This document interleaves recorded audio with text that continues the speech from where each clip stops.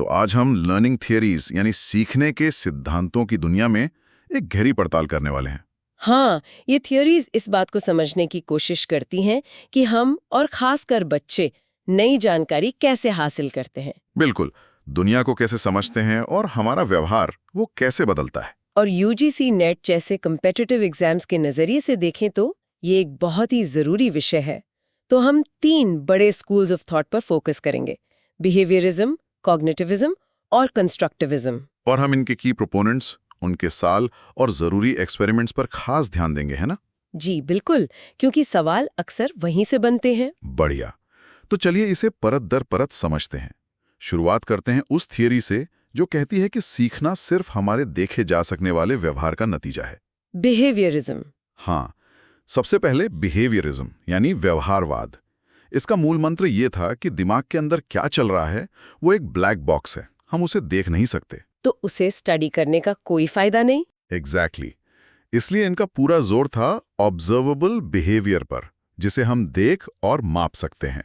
और इसमें 2 बड़े आइडियाज हैं। क्लासिकल और ऑपरेंट कंडीशनिंग। सही कहा। और देखिए, इसकी नींव रखी थी रशियन फिजियोलॉजिस्ट आइवन पावलोव ने। दिलचस्प बात यह है कि वो साइकोलॉजिस्ट नहीं थे। अच्छा। हाँ, वो 1900s की शुरुआत में जानवरों के डाइजेस्टिव सिस्टम पर रिसर्च कर रहे थे और तभी उन्होंने एक्सीडेंटली एक बहुत बड़ी खोज कर ली। और यहीं पर यह कहानी सबसे दिलचस्प हो जाती है। पावलोव के कुत्तों वाला मशहूर एक्सपेरिमेंट। इसे थोड़ा डिटेल में समझते हैं क्योंकि इसके जो बेसिक टर्म्स हैं वो एग्जाम्स में अक्सर पूछे जाते हैं। तो पावलोव ने देखा कि कुत्ते सिर्फ खाना देखकर ही लार नहीं टपकाते, बल्कि खाना लाने वाले व्यक्ति के कदमों की आहट से भी। बिल्कुल। यहीं से उन्हें क्लासिकल कंडीशनिंग का आइडिया आया। देखिए, खाना एक अनकंडीशन्ड स्टिमुलस है, यूएस है, मतलब एक नेचुरल स्टिमुलस जिस पर बिना सिखाए रिस्पॉन्स आता है। और उस खाने को देखकर लार आना एक अनकंडीशन्ड रिस्पॉन्स है। एकदम सही। ये नेचुरल है, इसे सिखाना नहीं पड़ता। फिर पावलोव ने एक न्यूट्रल स्टिमुलस को इंट्रोड्यूस किया, एक घंटी, जिसका शुरू में कोई असर नहीं था। कोई असर नहीं था। फिर कंडीशनिंग के दौरान पावलोव ने घंटी बजाने के ठीक बाद खाना देना शुरू किया और ये प्रक्रिया कई बार दोहराई गई। तो दिमाग ने कनेक्शन बना लिया। हाँ, दिमाग ने घंटी की आवाज और आने वाले खाने के बीच एक एसोसिएशन बना लिया।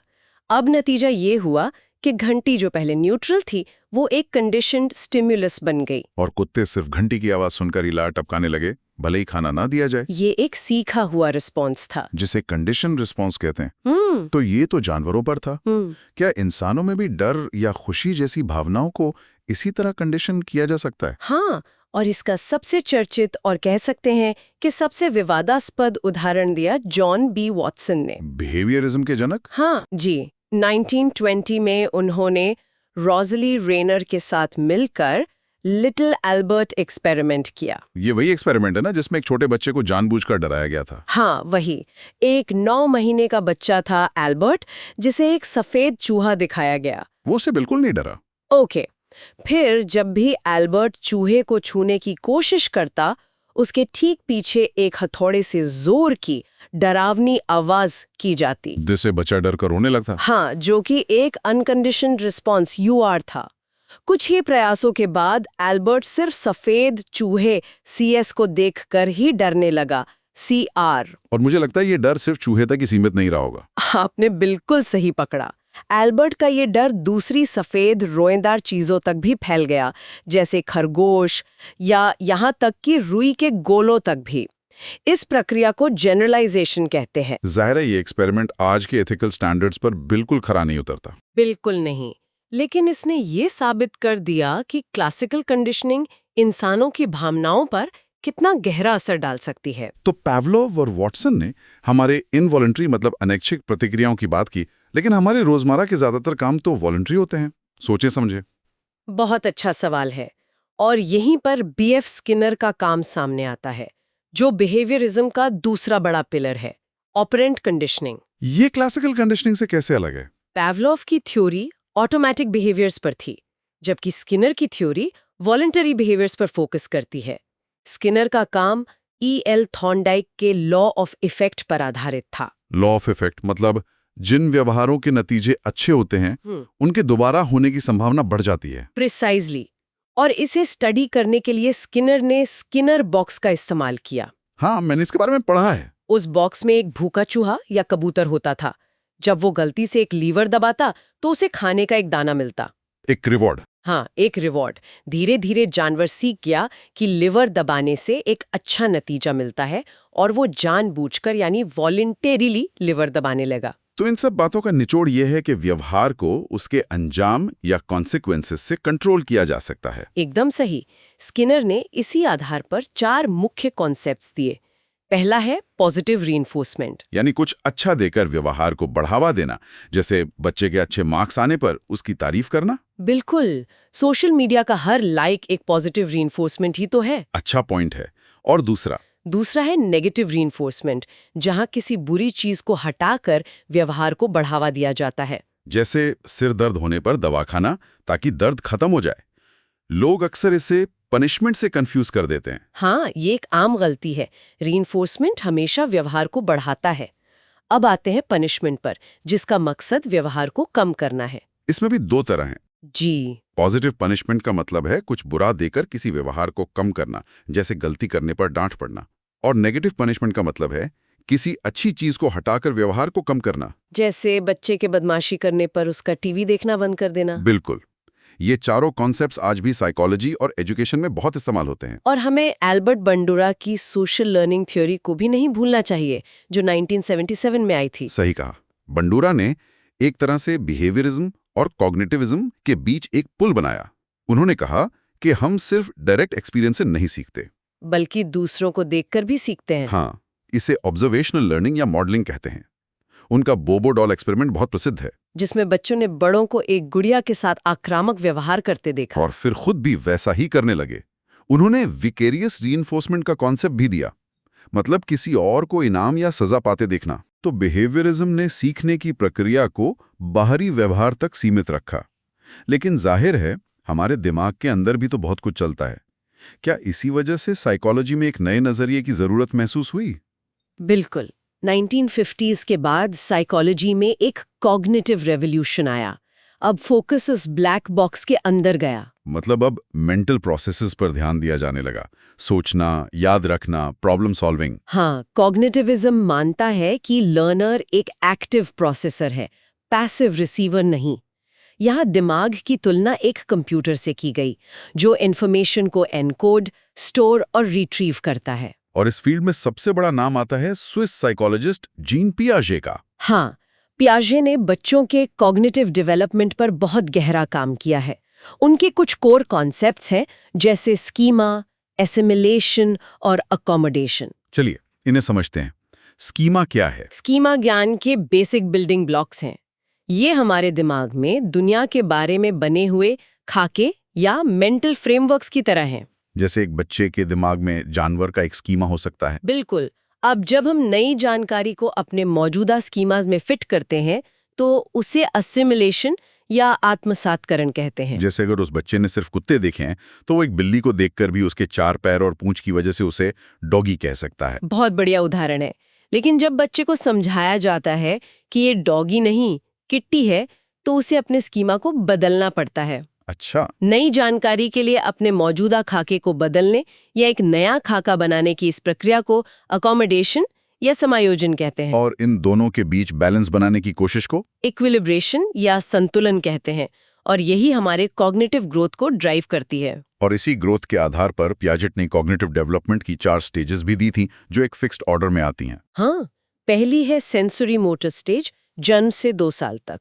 इसमें बच्चे अपनी सेंसेस और एक्शन से दुनिया को जानते हैं। इस स्टेज के अंत तक ऑब्जेक्ट परमानेंस का कॉन्सेप्ट डेवलप होता है। मतलब ये समझना कि चीजें आंखों से ओझल होने पर भी मौजूद रहती हैं। जी। दूसरी है प्री ऑपरेशनल स्टेज, 2 से 7 साल। यहाँ बच्चे भाषा और सिंबल्स का इस्तेमाल शुरू करते हैं, लेकिन उनमें लॉजिकल सोच की कमी होती है।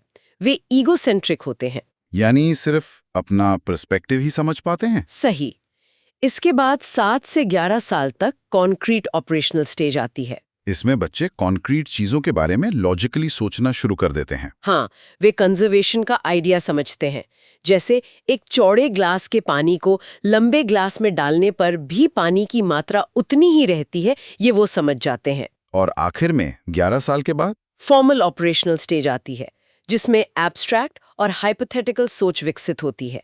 अब वो अगर मगर वाली स्थितियों के बारे में सोच सकते हैं। पीएलए का काम ग्राउंड ब्रेकिंग था, लेकिन उनकी आलोचना भी हुई है। हाँ, आलोचकों का मानना है कि उन्होंने बच्चों की क्षमताओं को कम आंका और कल्चर तथा सोशल एनवायरनमेंट के प्रभाव को नजरअंदाज किया। और यहीं पर लेव वाइगोत्स्की का काम महत्वपूर्ण हो जाता है। बिल्कुल।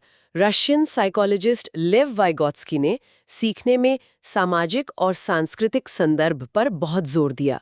उनका मानना था कि सीखना पहले एक सोशल प्रोसेस है जो बाद में इंडिविजुअल बनता है। तो जहां कॉग्निटिविज्म कहता है कि हम इंफॉर्मेशन प्रोसेस करते हैं, वहीं एक और थियरी है जो इस विचार को एक कदम और आगे ले जाती है। आप बात करें कंस्ट्रक्टिविज्म यानी रचनावाद की। हाँ, इसका मानना है कि लर्नर ज्ञान का पैसिव रिसीवर नहीं है, बल्कि वो अपने अनुभवों के आधार पर सक्रिय रूप से अपने ज्ञान का निर्माण यानी कंस्ट्रक्ट करता है। Learning is an active not a passive process. Exactly. ज्ञान बाहर से दिमाग में ट्रांसफर नहीं होता, बल्कि दिमाग के अंदर ही कंस्ट्रक्ट होता है। और इसमें अमेरिकन साइकोलॉजिस्ट जेरोम ब्रूनर का नाम प्रमुख है। हाँ, ब्रूनर कहा एजुकेशन के फील्ड में बहुत बड़ा योगदान है। उन्होंने 3 मुख्य आइडियाज दिए। पहला है डिस्कवरी लर्निंग। मतलब बच्चों को खुद चीजों को एक्सप्लोर करके सीखने देना। जी, शिक्षक यहाँ सिर्फ एक फैसिलिटेटर की भूमिका निभाता है। दूसरा आइडिया है स्पाइरल करिकुलम। ये मुझे बहुत दिलचस्प लगता है। इसका क्या मतलब है? इसका मतलब है कि एक ही कॉन्सेप्ट को करिकुलम में अलग-अलग लेवल्स पर बार-बार पढ़ाया जाए, लेकिन हर बार थोड़ी ज्यादा गहराई और जटिलता के साथ। इससे अंडरस्टैंडिंग मजबूत होती है। बिल्कुल। और उनका तीसरा कॉन्सेप्ट है स्कैफोल्डिंग, जिसका आइडिया उन्होंने वुड और रॉस के साथ 1976 में दिया था। स्कैफोल्डिंग, जैसे इमारत बनाते समय मचान का इस्तेमाल होता है। बहुत सही एनालॉजी है। इसमें शिक्षक या कोई ज्यादा जानकार व्यक्ति लर्नर को टेम्पररी सपोर्ट देता है, और जैसे जैसे लर्नर सक्षम होता जाता है, उस सपोर्ट को धीरे धीरे हटा लिया जाता है। तो आज हमने सीखने के 3 बड़े दृष्टिकोणों को समझा। बिहेवियरिज्म, जो बाहरी व्यवहार पर केंद्रित है, कॉग्निटिविज्म, जो मानसिक प्रक्रियाओं पर ध्यान देता है, और कंस्ट्रक्टिविज्म, जो ज्ञान के सक्रिय निर्माण पर जोर देता है। ये दिखाता है कि सीखने की प्रक्रिया को लेकर हमारी समझ कैसे विकसित हुई है। हाँ, एक सिंपल स्टिमुलस रिस्पॉन्स मॉडल से, जहां लर्नर को पैसिव माना जाता था, हम एक ऐसे मॉडल तक पहुंचे हैं जहां लर्नर एक एक्टिव कंस्ट्रक्टर है, जो अपने सामाजिक संदर्भ में ज्ञान की रचना करता है। आज की चर्चा से एक आखिरी विचार दिमाग में आ रहा है। हमने बात की कि बाहरी दुनिया और दिमागी प्रक्रियाएं सीखने को कैसे आकार देती हैं। डोनाल्ड हेब ने 1949 में एक आइडिया दिया था, neurons that fire together wire together. हाँ बिल्कुल। इसे हेबियन लर्निंग कहते हैं। ये एक बहुत ही पावरफुल आइडिया है। ये बताता है कि सीखने का एक फिजिकल, एक बायोलॉजिकल आधार है। मतलब जब भी हम कुछ नया सीखते या दोहराते हैं, तो हमारे दिमाग में न्यूरॉन्स के बीच का कनेक्शन सचमुच में मजबूत होता है। जी, सीखना सिर्फ एक एब्स्ट्रैक्ट कॉन्सेप्ट नहीं है, ये हमारे दिमाग की वायरिंग को सच में बदलता है। तो लिसनर्स के लिए आज का सवाल ये है, अगर सीखना हमारे दिमाग की वायरिंग को फिजिकली बदल देता है, तो क्या गलत या हानिकारक जानकारी सीखकर हम अनजाने में अपने दिमाग को एक तरह से रिवायर कर सकते हैं? और क्या इस वायरिंग को बदलना उतना ही मुश्किल है जितना एक पुरानी गहरी आदत को छोड़ना? इस पर जरूर सोचिएगा। कलयुग में ज्ञान अब ग्रंथों तक सीमित नहीं है। आज वो स्क्रीन पर दिखाई देता है, परंतु प्रश्न यह है, क्या हम उसे समझ भी रहे हैं? यदि यह ज्ञान आपको सोचने पर मजबूर करे, तो लाइक करें, साझा करें और डीप क्वेस्ट को सब्सक्राइब करें।